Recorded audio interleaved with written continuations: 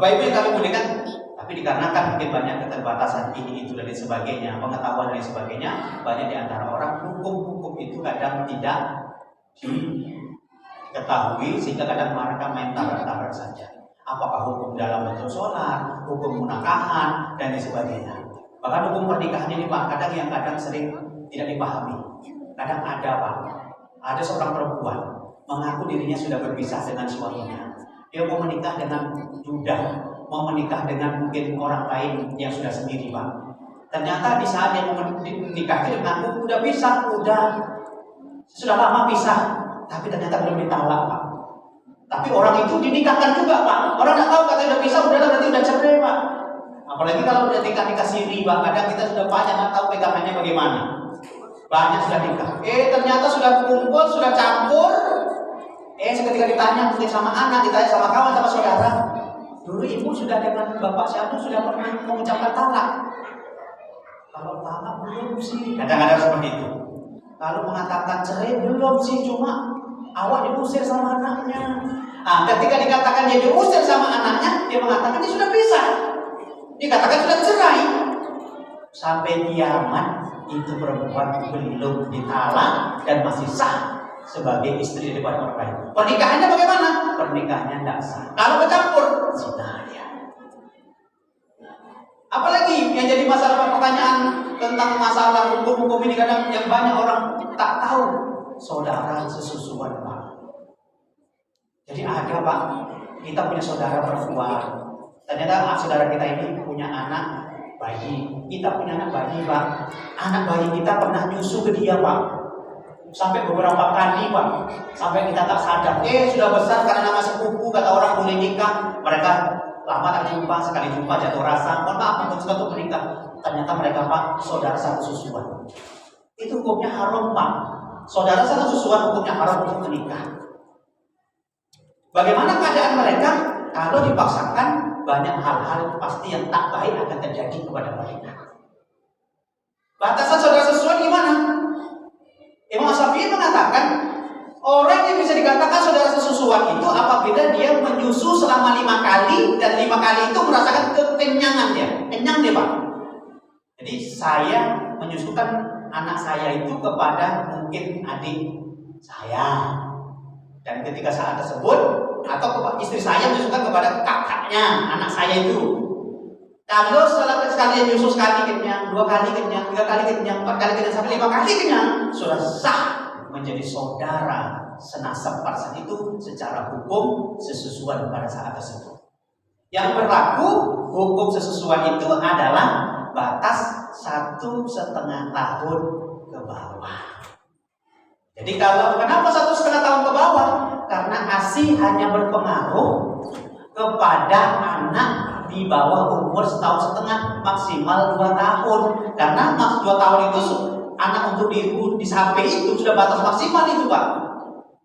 Tapi efektif 1,5 tahun ke bawah itu air susu itu sangat berpengaruh terhadap pertumbuhan dan gen anak tersebut.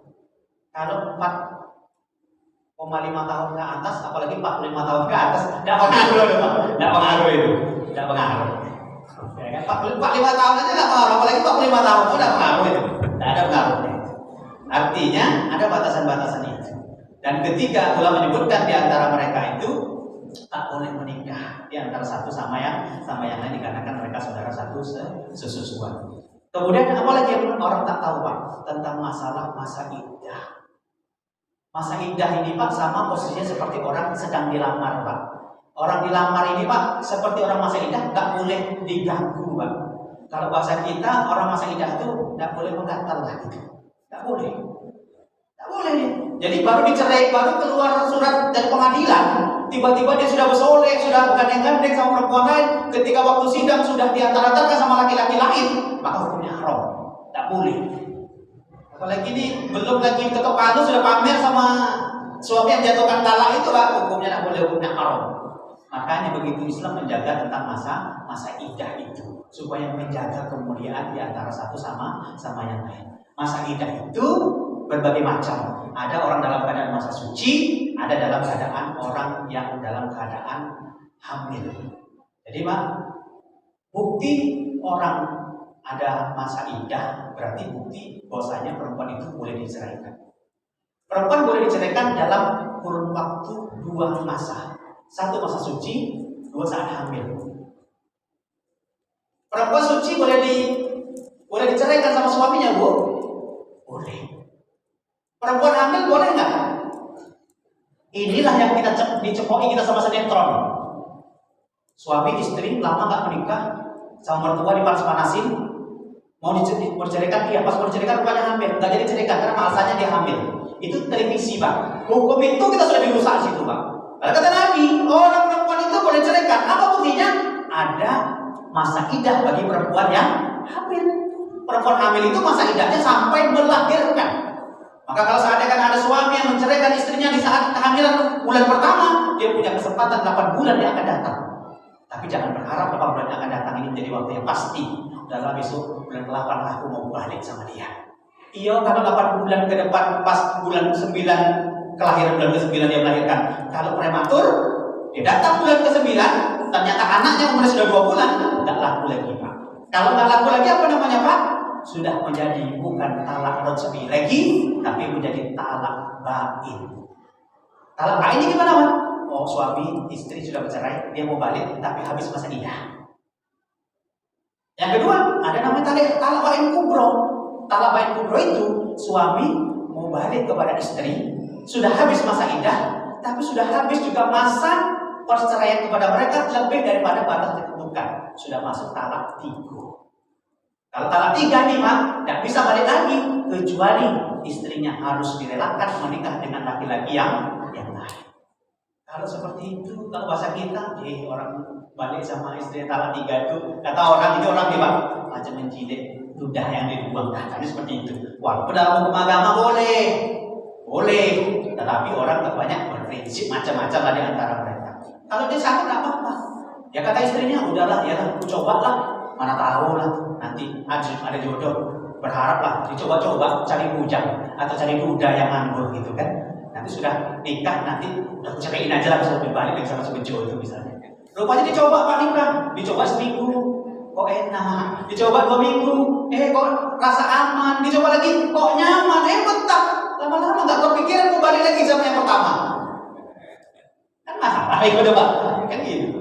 Makanya kalaupun nanti sudah bercerai, suami yang dari setelah suami kedua punya kesempatan ya untuk balik sama dia dengan masa iddahnya pula lagi. Makanya kalau masalah perceraian itu, ini adalah sesuatu yang sangat harus dipahami. Makanya kalimat talak itu hanya digunakan untuk seorang laki-laki. Kalaulah talak itu laku untuk perempuan, 1 hari Pak kita bisa menjadi duda Pak 10 kali. Apa sebab? Sehari bini itu bisa minta, udah ceraikan aku aja Bang. Udah bisa untuk balikan aku aja rumah mama aku. Udah bisa 10 kali dia mereka minta sama kita.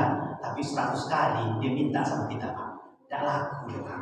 Tapi ucapan kita ketika berucap kepada mereka, walaupun senda gurau, bercanda kita kepadanya.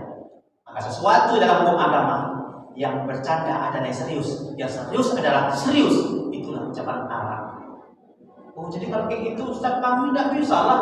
Kalau seandainya sudah memang tidak bisa dipakai lagi si anu nih untuk kami sebagai istri nih Ustaz, bisa. Sama bilang tidak bisa. Bacalah si taklid itu, laki-laki itu dalam poin-poin nomor 2 atau nomor 3 disebutkan apabila saya kata suami tidak memberikan nafkah kepada istri saya 4 bulan berturut-turut, atau saya menyakiti badan istri saya, lalu dia tidak menerima, lalu dia mengadukan ke pengadilan agama, maka jatuhlah talak 1 untuk saya.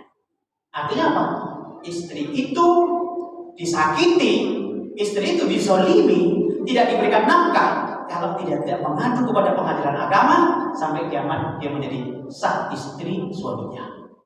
Tapi sekali tampil saja, lalu dia tak terima mengadukan kepada pengadilan agama, maka di saat itu jatuh talak istri suami kepada suaminya itu dengan pengadilan hukum agama, diketok palunya, nanti dipanggil di mediasi, nanti dipanggil untuk disidang dan lain sebagainya. Sekiranya dipanggil 3 kali nanti tak datang juga ke pengadilan itu, maka hakimnya akan menjatuhkan hukum-hukum itu. Dalam hukum agama sudah ada. Artinya perempuan bisa tidak memberikan jatuh talak kepada Suami bisa dari hakim apabila kita mengadukannya.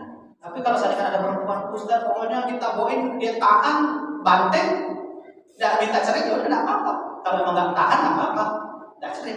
Ibu nggak dikasih makan 4 bulan, tapi ibu nggak nuntut, nggak dikasih makan selama 4 tahun, tapi nggak nuntut, maka tidak jatuh talaknya. Yang disebutkan apabila tak terima dia disakiti, tak dikasih makan, lalu dia tidak mengadukan, maka tak jatuh. Tapi kalau mengadukan, maka jatuh talak di antara mereka. Bapak Ibu yang kami muliakan, artinya masa idah itu sesuai jatuh talaknya itu. Kalau orang suci, masa idahnya adalah 4 bulan 10 hari. Jadi suami jatuh talak kepada istri yang normal, Pak, masih produktif dan sebagainya, masih haid dia, tapi tidak haid, tapi dia masih produktif, maka 4 bulan 10 hari. 4 bulan 10 hari. Tapi orang tak banyak membahas tentang bagaimana hukum perempuan yang ditalak di saat haid. Menjatuhkan talak di saat haid, beberapa ulama mengatakan hukumnya makruh. Ada ulama yang lebih fanatik lagi mengatakan tidak sah. Kenapa? Karena perempuan yang sedang dalam keadaan haid itu, dia sedang dalam keadaan labil, tidak stabil. Ibu-ibu kalau kumpul sama kawan-kawan itu yang biasanya ramah, elegan saja ngomongnya, fleksibel, dia ngomong sama kawannya. Tapi suatu saat dia duduk, ngomong sedikit, dicakap sedikit, dia tersinggung, dia pulang, dia ngamuk. Ibu pasti akan mengatakan, lagi dapat gue. Artinya itu pengecualian. Makanya perempuan yang sedang haid atas suaminya itu banyak mengalah suaminya, lebih banyak akan diam untuk memahami di antara mereka.